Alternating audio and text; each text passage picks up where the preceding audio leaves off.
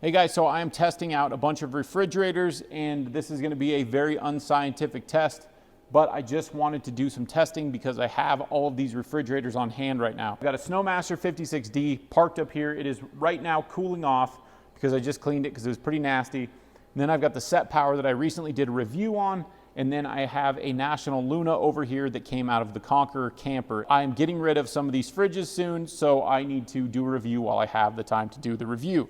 So what I'm doing is I'm comparing the two small fridges because obviously the Snomasters are known to be a very high-end refrigerator, and this is a Setpower, which I would definitely consider a budget fridge. So I wanted to do a comparison on the differences between basically the king of the castle and a budget fridge, because I know a lot of you, when you start looking into refrigerators, you're like, why would I spend money on this when I can get that for 500 bucks? So what I'm gonna do is I'm gonna take a pack of 24 bottles of water, and they're going to be at room temperature. It's about 65 degrees in here. It's climate controlled, so it'll be a pretty even test. Well, I'm only going to be cooling these down 30 degrees. So the goal here is I'm going to hook it up to this tiny little battery. It's the only battery I have, so it's the one we're going to use.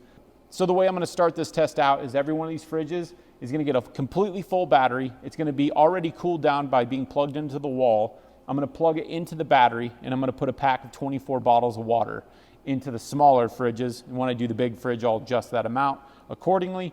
But I want to see how much power it takes to cool these down and what the temperature is once it cools down. I'll be comparing how cool they get in 3 hours because I've got a thermal imager, and we'll be comparing how cold they get in that amount of time, which of course I don't expect them to get to the actual 35 degrees.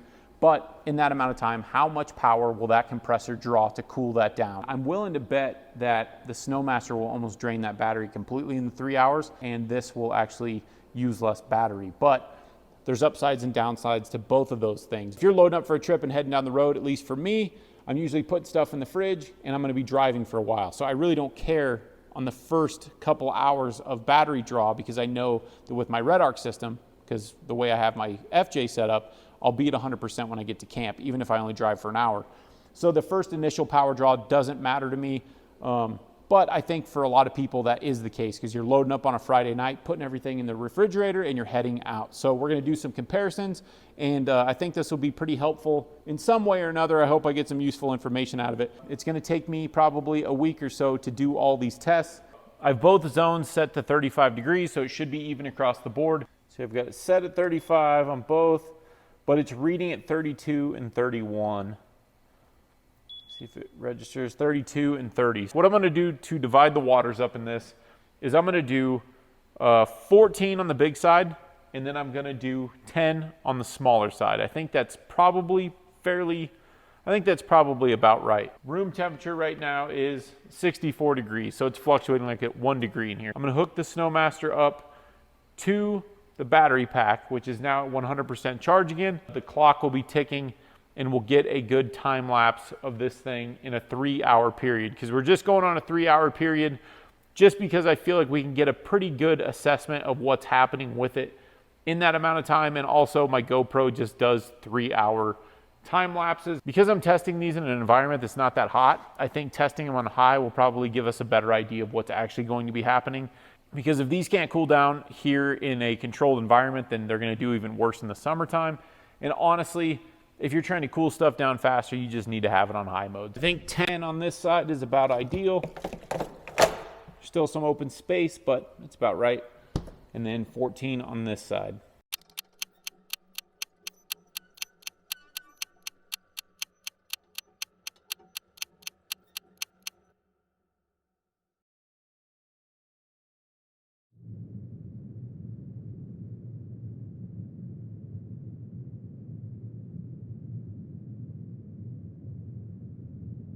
I'm going to set up the Setpower in the same way that I'd set up the Snomaster for its initial test. I'm going to turn the Setpower on high, and we're going to see how cold it gets in 3 hours. So we'll see.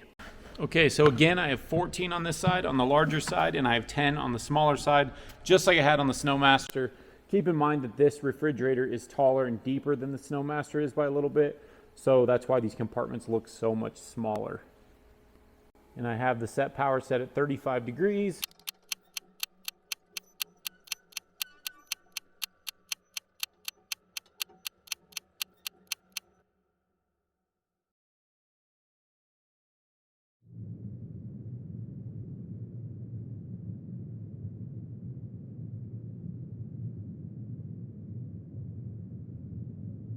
So as you can see here, the Snomaster gradually cools off like you might expect, while the Setpower does sort of a quick drop off and then it floats back up. The waters from the Snomaster actually felt cold, while the Setpower waters did not. Both these fridges have been set at 35 degrees and been sitting for a while to where the waters are pretty much cooled down. So now what I'm going to do is both refrigerators, both the Snomaster 56D and the Setpower RV60D, I'm going to put 8 solid frozen water bottles in each one of them on the freezer side. I'm going to set it to 15 degrees on the freezer side, 35 degrees on the fridge side. Both of them will have 8 frozen water bottles put into them that are already solid frozen all the way through from a deep freezer. And I'm going to put 2 bottles of water that are room temperature in each of them. And then I'm going to come back and check in the morning. It's 9:20 p.m. right now, so I'll probably be here at about 10 a.m. So it'll be roughly 12, 13 hours or so, and we'll see just how well they freeze in that amount of time, because that's probably a fair bet just to see if there's like a clear difference. I'm not going to do a time lapse for this part. I'm just going to come back tomorrow. So in about 12 to 13 hours, I'm going to check to see what's going on with these 2 fridges. They have the same amount of water in the refrigerator side at 35 degrees and the same amount of frozen goods on the freezer side, and we'll see which one freezes a water bottle better. 2 water bottles. Okay, so here we are. We have got the Setpower is reading 15 and 35. The Snomaster is reading 15 and 34. So let's see how they froze. Setpower first. Complete liquid. And this is going 11:14 a.m. So I left this even longer than expected. This one froze in my hand. It's kind of like that Corona beer trick you can do. It freezes, but it's still just slush. This isn't frozen. So these are all still frozen.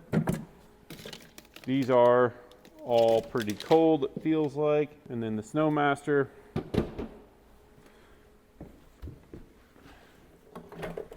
These are frozen. They're not frozen solid. There's a little bit of water on the inside. I don't know how well this camera focuses, but a little bit of water on the inside.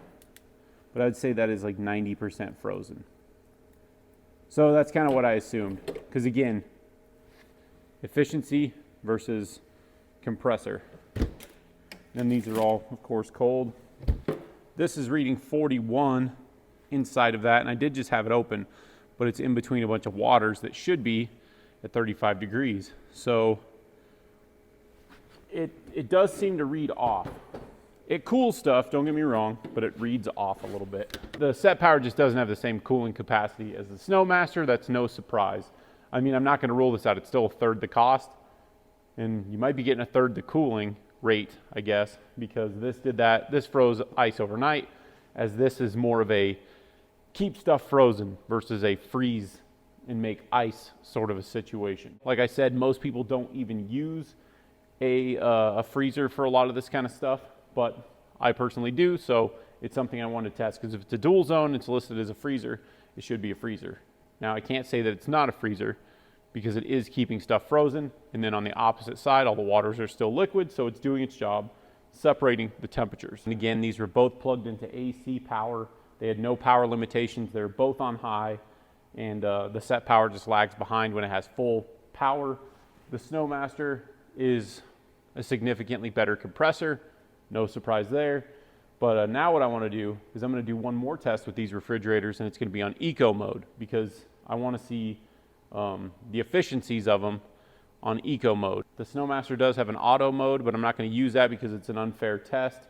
So I will use eco mode on the Setpower, which I assume is it should be using the least amount of power. And on the Snomaster, I will use its low mode, which should be pretty comparable. So we'll see what uses the most power in 3 hours, and then I will move on to the bigger refrigerators.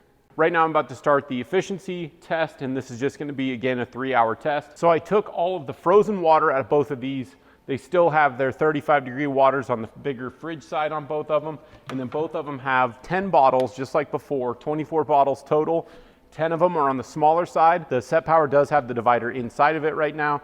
That way it's kind of equal in between the fridges on how they're cooling. They're both set at 35 degrees. This test, they won't be trying to really cool anything down. They're just trying to maintain the temperature that they have, and we're going to see how much power draw there is over the course of 3 hours. And so that's all this test is going to be, just to kind of see what low mode does for them and if the temperature fluctuates a lot more or something like that. So again, it's about 64 to 65 degrees consistently. And I'm going to leave the thermometer, the external thermometer, I'm going to put that probe inside the larger side on the Snomaster and the larger side on the Setpower when it's its turn, and that way we can kind of monitor what's going on.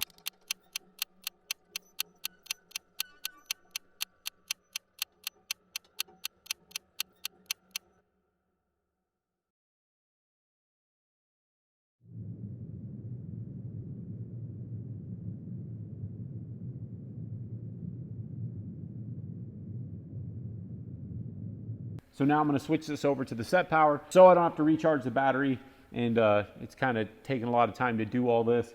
I'm just going to start this batteries test from 70%, so we can still see the percentile. But I'm going to start that up with the Setpower and see how it does over the next 3 hours.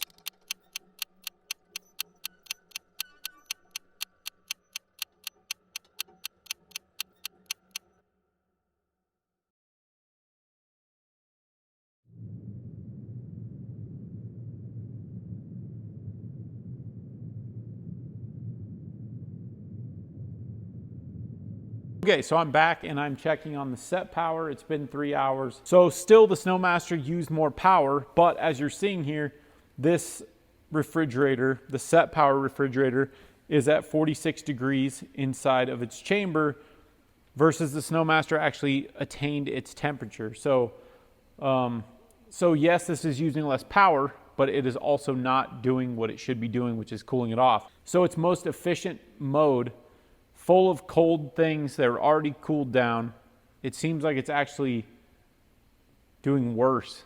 So it's not actually keeping that temperature. So I just turned the Setpower off, and I wanted to check real quick before everything warmed back up. So checking these waters, you can see that this is reading 47 degrees. So my thermometer is accurate. So these waters, I think, have actually warmed up. Coming over here to the Snomaster, as you can see, 32. So that's reading 30 degrees. I don't know if you can see that. So both refrigerators,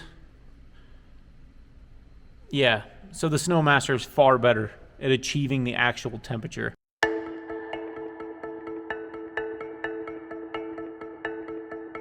The Setpower obviously struggled hard through this test, and I learned since recording these that the Setpower reads off by about 15 degrees. So setting it at 20 degrees Fahrenheit will truly cool it down to 35 and so on.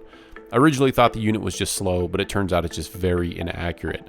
I didn't use these adjusted settings for the test because that wouldn't be a true product comparison, and I'm not handing out participation trophies. I will do a follow-up video using the modified temperature settings because I'm sure there's some of you out there that wouldn't mind dealing with these flaws for the price difference. It does seem like this will work even better than I originally thought, but you'll want to keep a separate thermometer inside the fridge, and you won't want to rely on the control panel. I have reached out to Setpower to see if perhaps I got a faulty unit, and if I did, I'll let you know. The Snomaster, on the other hand, is a true stud, and I certainly expect it to be at 3 times the cost of the Setpower. Not only is it a true expedition fridge, but it's a true refrigerator in general. Put in something warm and it will cool it or freeze it just like home. The entire fit and finish of the unit is miles ahead of the Setpower, but at a cost. And I've had this fridge for almost 4 years now, and I'm even more impressed with it after this test. The takeaway from these tests is that the Setpower is better off for the weekend warrior doing 2 days, 3 days tops, while a performer like the Snomaster should be purchased by serious travelers. As always, thank you so much for watching. Like and subscribe if you haven't already, and feel free to check out my other adventure, off-road, and overland related content.